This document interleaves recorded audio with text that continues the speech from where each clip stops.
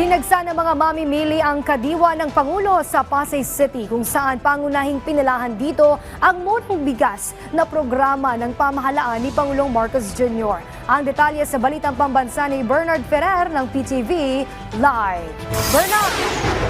Princess, sama ka dyan, sinadya nga ng mga suking mamimili ng kadiwa ng Pangulo ang 20 pesos kada kilong bigas dito sa Pasay City Public Market.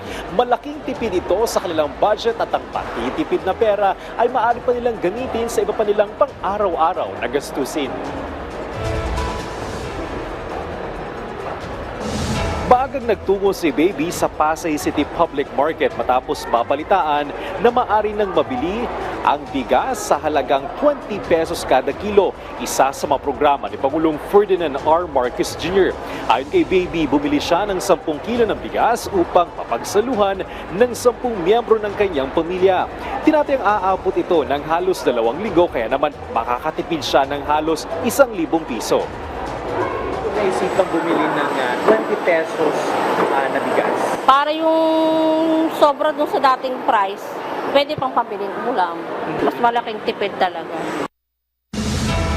Umaasa si Baby na mas maraming pang lugar sa bansa ang maaabot ng programang ito upang mas maraming Pilipino ang matulungan at mapagaan ang gastusin sa pang-araw-araw.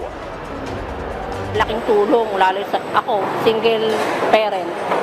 Bagay, wala na naman ako maliliit, kaya lang yung mga suporta sa mga kapatid, mga pamangkin, mga apo, malaking tulong.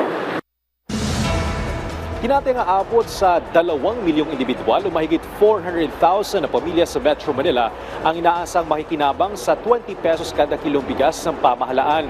Kabilang sa mga lugar na unang pagbebentahan ng 20 pesos kada kilong bigas, ang Agri-Development Center sa DA Compound sa Quezon City, Kamuning Public Market sa Quezon City, Bagong Silang Phase 9 Public Market sa Caloocan City at Navotas Agora Complex sa Navotas City.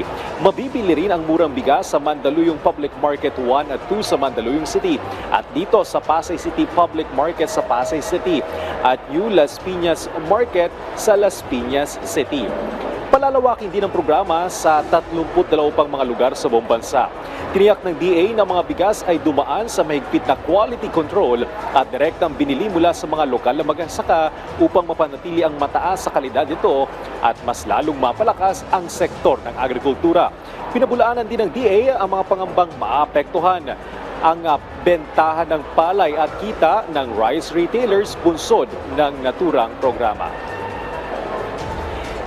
Princess, para sa mga nais bumili, ito yung mga 4Ps, senior citizen, single parent at PWDs. Maaari lang silang mag-present ng kanilang valid ID at lilimitahan ang pagbili ng murang bigas sa 10 kilos per day or 30 kilos per month.